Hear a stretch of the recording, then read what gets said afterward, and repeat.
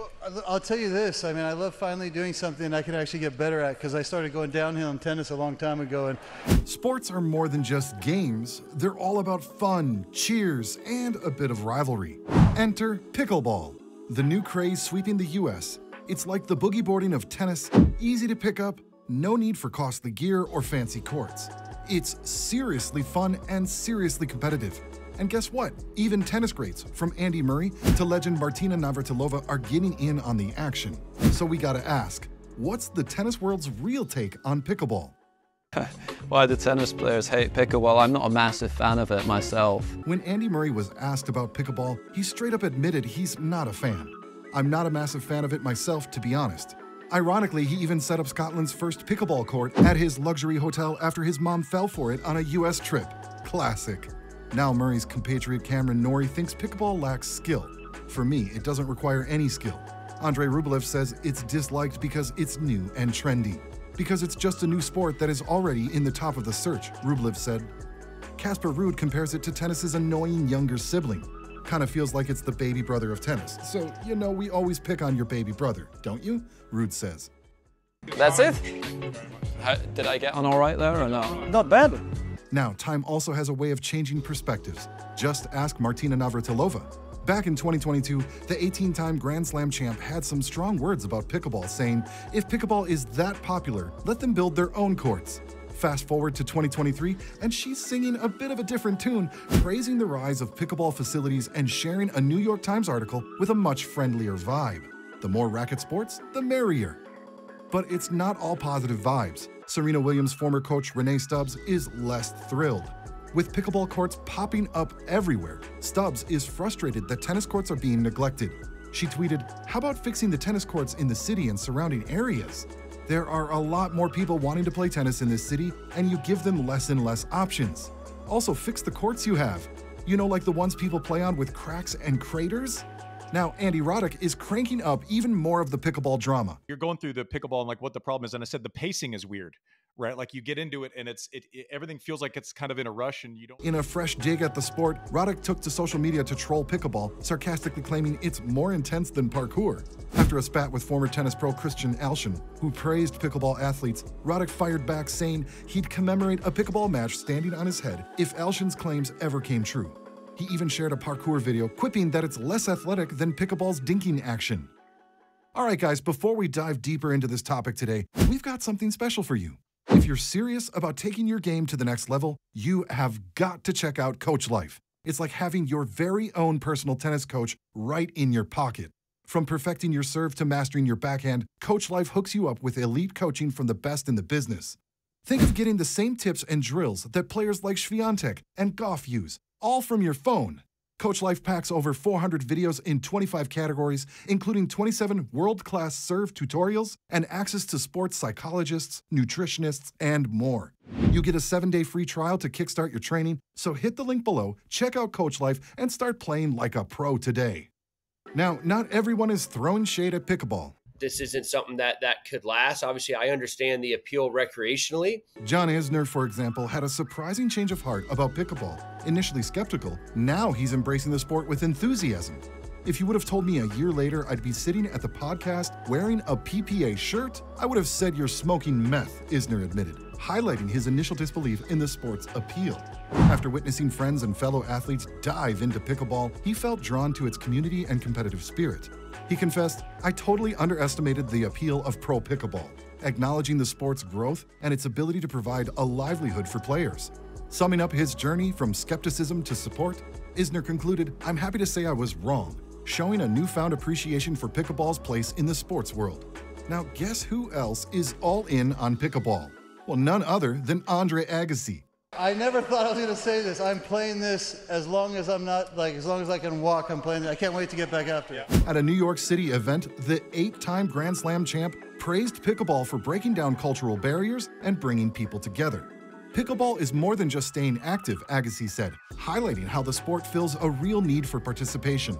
He believes pickleball can coexist with tennis, noting that while tennis fans might prioritize watching top matches, pickleball players are eager to get in the game themselves. Agassi, alongside stars like Eugenie Bouchard and pro pickleball players, took part in a lively exhibition match, with fans cheering and snagging signed gear. I've seen pickleball save so many tennis clubs, Agassi added. It's about community and inclusivity. It's something anyone can play. While he still considers tennis the top racket sport, Agassi admits pickleball's appeal is undeniable, especially as he looks for new ways to stay active. So, it turns out pickleball's appeal is off the charts. Just ask Noah Rubin. The American player dropped tennis to dive into pickleball in 2022. Why? Rubin loves that pickleball courts are smaller and easier to handle. He told ESPN, "The tennis court is way too big. I recently came across the pickleball court and it clicked. This is where I belong. This is home now. And in this sport, size doesn't matter." Now here's the big question. Have you ever wondered how pickleball became the hot new sport on the block? Get this, pickleball has been around since 1965, but it's recently exploded as the go-to sport for college kids and office workers looking to stay active, sometimes with a cold beer in hand. Invented by a congressman and a businessman in Washington, it's a mashup of badminton, ping pong, and plastic ball. As for the name pickleball, it's as quirky as the game. Was it named after a dog named Pickles, or inspired by a pickle boat in rowing? Maybe Joel Pritchard and Bill Bell just had a few too many dill pickle martinis and decided on the spot. Talking stats, in 2024, pickleball is hitting the sweet spot with folks aged 35 to 44. This group, with an average salary of $70,000 and a median net worth of $97,740, is primed for sports and hobbies. Over 70% of pickleball enthusiasts are between 18 and 44, with a huge jump in players from 2.5 million in 2014 to a staggering 13.6 million in 2023. Why the boom? Pickleball is fresh and accessible, offering a fun, inclusive experience that's super inviting. With simple rules and social perks, it's a hit for all ages. Plus, it's great for physical and mental health, especially for those who prefer activity over a night out. Alright, but who's really cashing in on the pickleball boom? In 2024, the sport is raking in around $350 million in revenue and has 3.5 million players in the US alone. Equipment sales are up 40% over the last 5 years, and the global market is set to hit $570 million by 2025. Pickleball is everywhere, with US courts growing by 33% in just 5 years. Big names are jumping in too. Skechers is dominating pickleball footwear, sponsoring top players and major events like the US Open Pickleball Championships. Carvana is using its sponsorship of the PPA Tour to connect with younger fans, and Lifetime, a fitness giant in the US, is all over with 700 courts and plans to hit 1,000 by the end of 2024. Plus, with Andre Agassi on board, Lifetime is making a serious play at pickleball. What's next? The real money is in pro competition. The Association of Pickleball Players is cranking up the action with 20 major events in 2024, featuring bigger prizes and more media buzz. Meanwhile, Major League Pickleball is setting up a killer season with 11 weeks of intense play, including a mid-season tourney and playoffs. But what's the word on the street about pickleball? Well, fans are going wild on X, rallying behind Djokovic's latest insights into tennis's pricey and exclusive nature. Djokovic rocked the tennis community by predicting pickleball and paddle might soon outpace tennis due to lower costs and better accessibility. One supporter gushed, "Novak isn't just a player, he's a visionary for tennis's future." While a club owner shared, "He's spot on. We're ditching tennis for paddle and pickleball. It just makes more sense financially."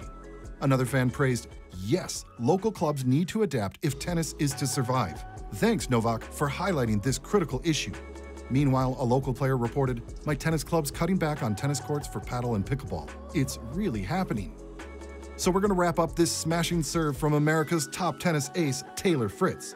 Jumping into the fiery pickleball versus tennis debate, Fritz keeps it chill.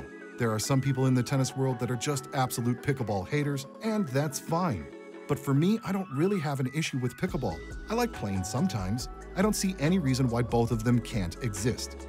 Fritz is all for peace in the racket sports kingdom, seeing no problem with both tennis and pickleball smashing it side by side. But what's your take? Can tennis and pickleball coexist? Or is it a court too crowded? Sound off in the comments below.